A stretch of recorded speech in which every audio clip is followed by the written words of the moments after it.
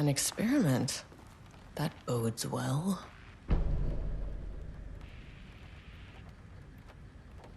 Changing passwords, huh?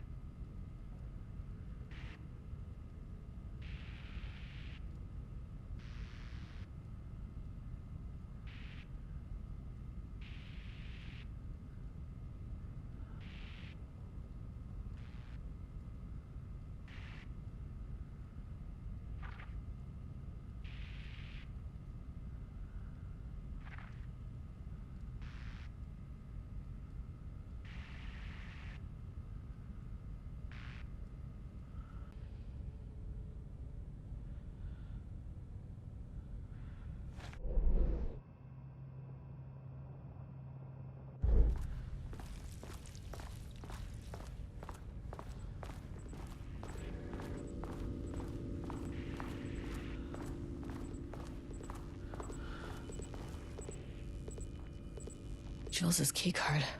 Could be useful.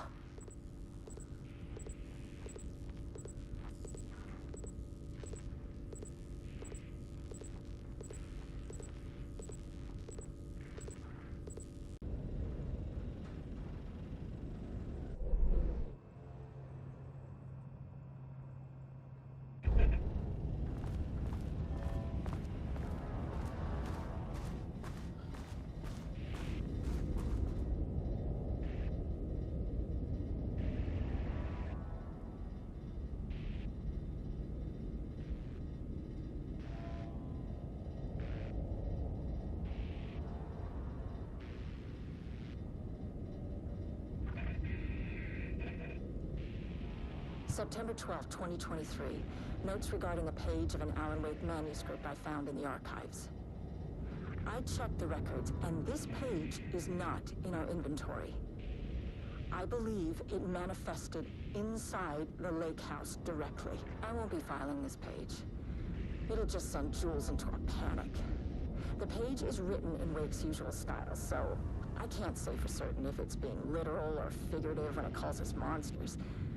But what's interesting is that the page indicates that a painting succeeded in linking Cauldron Lake's threshold with our facility. Writing has always been the clearly superior avenue of research, but I never considered that the writing itself would dictate a different art form as the catalyst for our success. I cannot accept that. I can't allow Jules to stumble his way into success. Not after the years of work I put into this research. I got word yesterday that 2 writers are visiting Bright Falls. I will beat Jules to the finish line.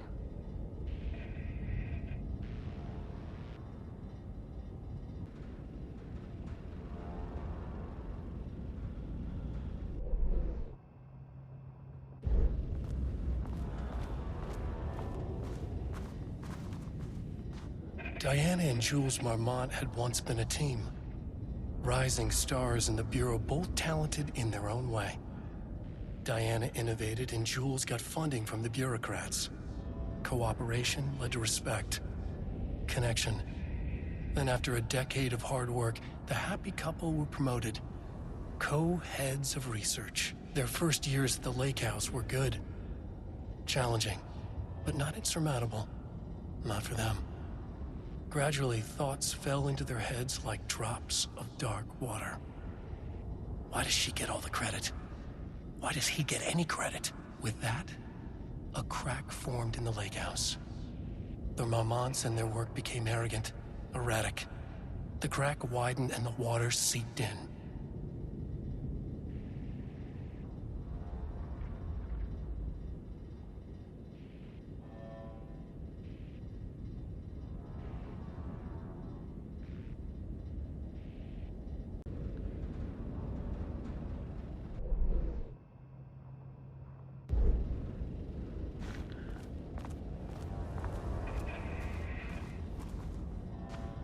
Rudolph Lane stood back from the canvas. He didn't recognize the piece. Did he paint this? His mind was foggy, unfocused. He knew the Marmonts were putting something in his food. A man in a white coat came to steer Lane back to his cell. He did not resist. He was too tired. He lay on the bed, but the stench in his cell wouldn't let him sleep. An acid stink. The turpentine, the paint, it was all over him. Years of it. 1,000 paintings. 1,000 more to come. A putrid weight he could never wash away. Cold hate simmered below the mist clogging his thoughts. Hatred for the paint. Hatred for the brushes. For the Marmonts. For himself.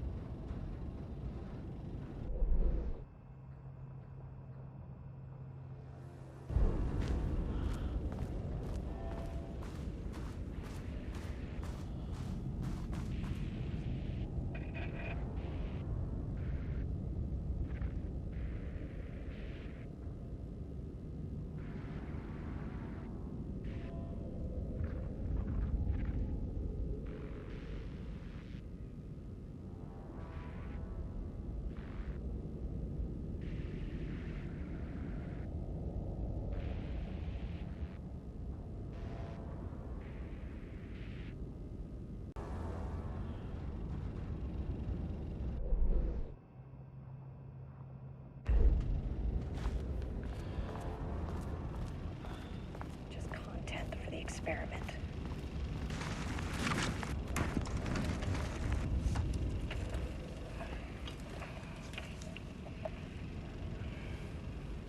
There was a crack in the lake house.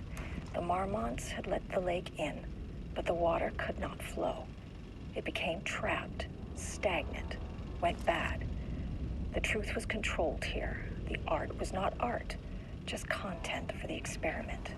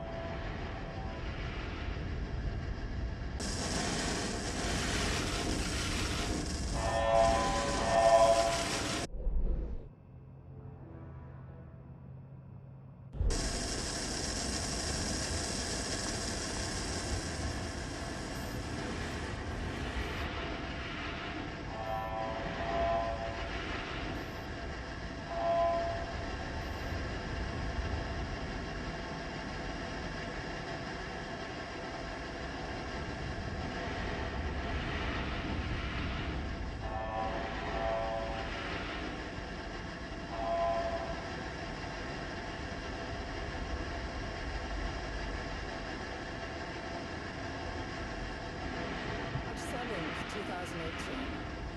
Notes regarding Dr. Emil Hartman, founder of the Cauldron Lake Lodge, where he manipulated artists in an attempt to control the power of the shadow.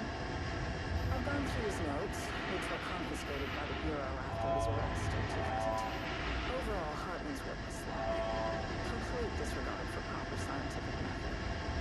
But he was old enough to try something we haven't.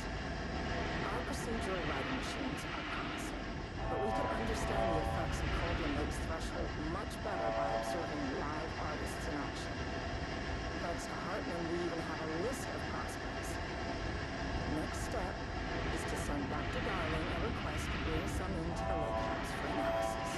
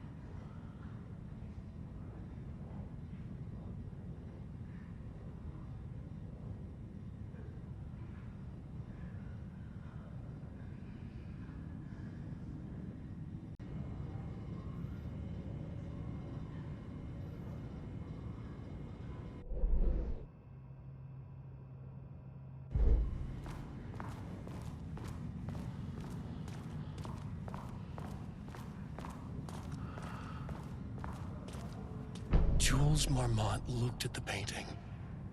He didn't understand it. Saw only random whirls of color. Drugging Lane made him more compliant, but his work had turned abstract. Jules needed more art his team could parse, could test. Trial and error. These abstract explosions of color complicated the data. His grip tightened around the letter opener in his hand. The piece of art he needed was hidden inside Lane. If Jules could simply cut the painter open and pull the painting out of him, he would. The overhead lights flickered. Jules would make Lane cooperate. No more drugs. Less carrot, more stick. Jules had to go faster. He wouldn't lose to Diana. Nothing else mattered.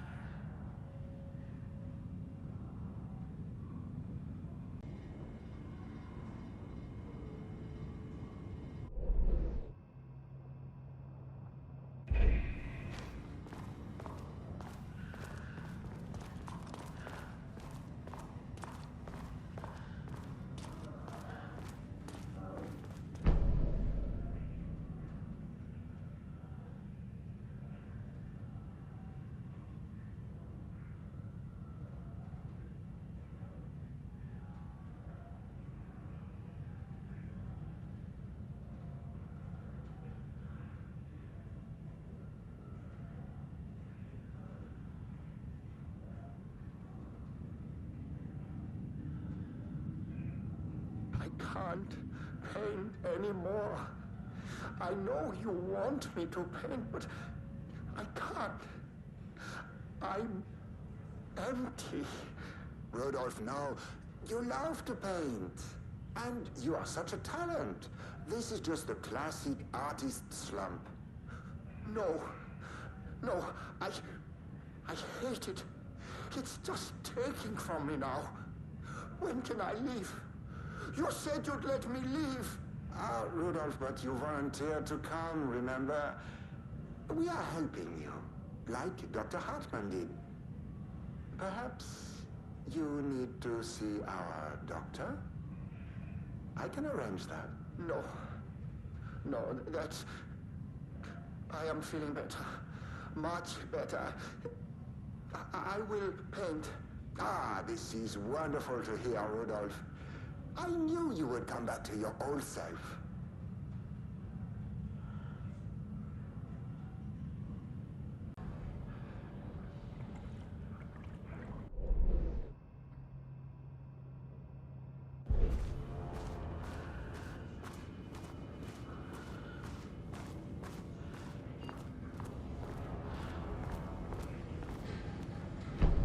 How many paintings did they have this guy make?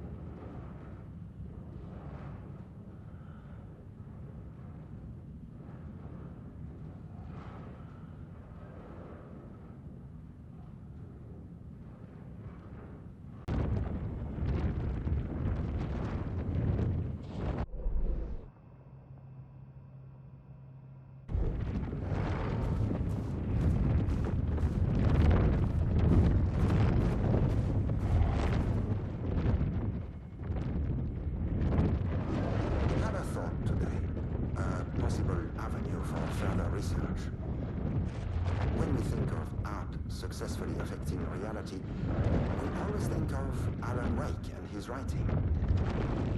This could be due to recency bias or simply the amount of recorded evidence skewing our opinion.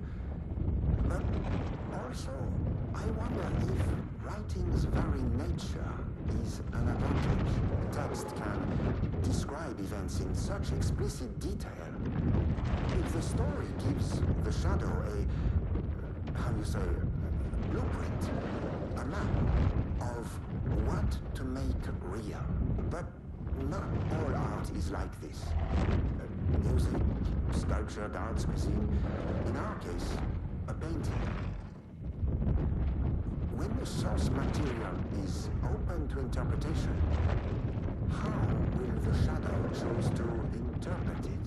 I think Diana will find the question very interesting. Most likely, she already has an answer.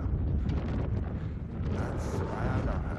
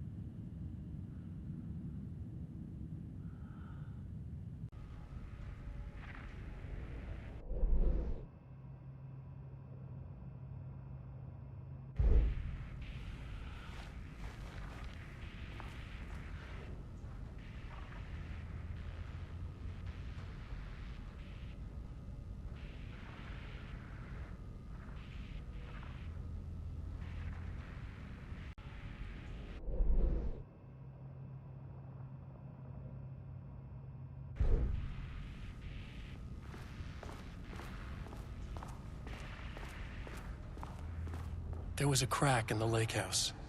The Marmonts had let the lake in, but the water could not flow. It became trapped, stagnant, went bad. The truth was controlled here. The art was not art, just content for the experiment. The contrived overlap rebounded on itself, compressing, compounding, reflecting and refracting. An urban legend and a murder in constant imbalance, cause and effect hopelessly entangled. Arranged wrong, the dream logic flawed. The feedback loop doubled and redoubled, out of control. The pressure kept building, looking for a release.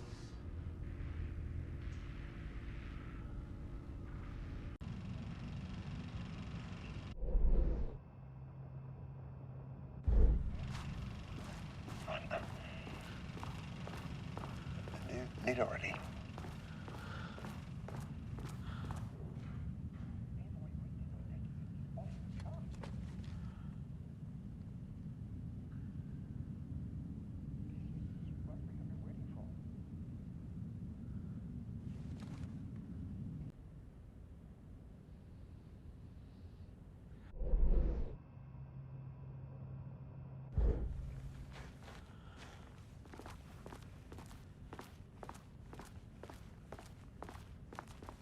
Rudolph Lane was dying. Both murderer and victim. Red hues ran down his hands. Was it scarlet or cadmium? Too vivid to be maroon. Names don't matter, he decided. Color was pure. Inspiring. For the first time in years, he wanted to paint. A self-portrait. To say goodbye. No. To make them remember. To make them see what they did. He slapped his hands against the wall to steady himself. He began from there. No brush, just himself. The strokes were crude, violent. The pain, misery, and hate he'd endured there. The fire in his eyes and hands and bones all spread into the shape of a man. It was quick. Natural. Like a heart attack. He slumped down to the floor, smiling at the anger he left smeared across the wall.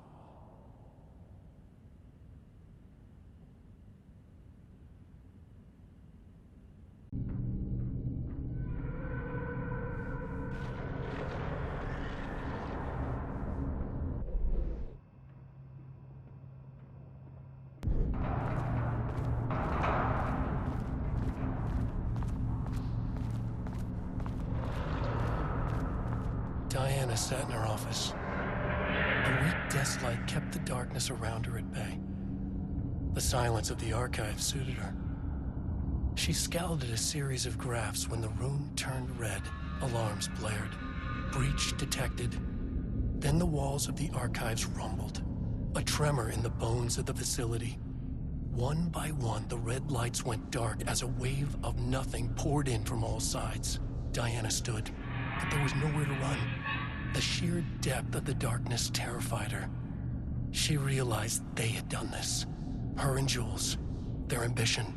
Their hatred. Her desk lamp flickered.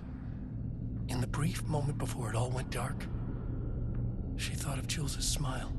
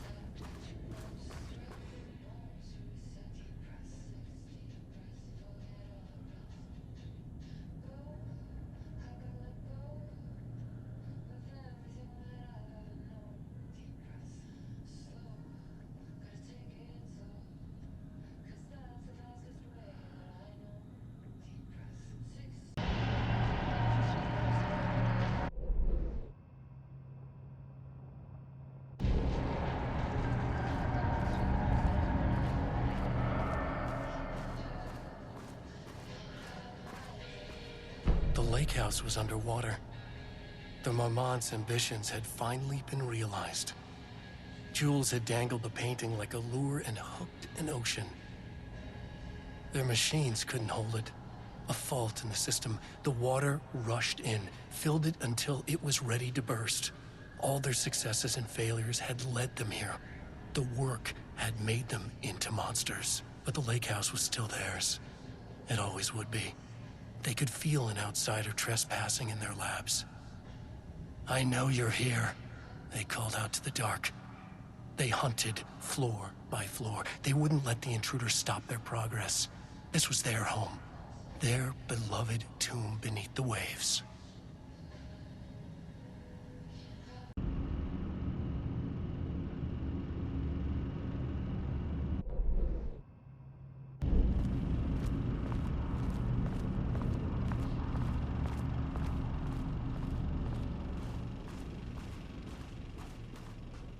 This doesn't look like Lane's style. A different artist?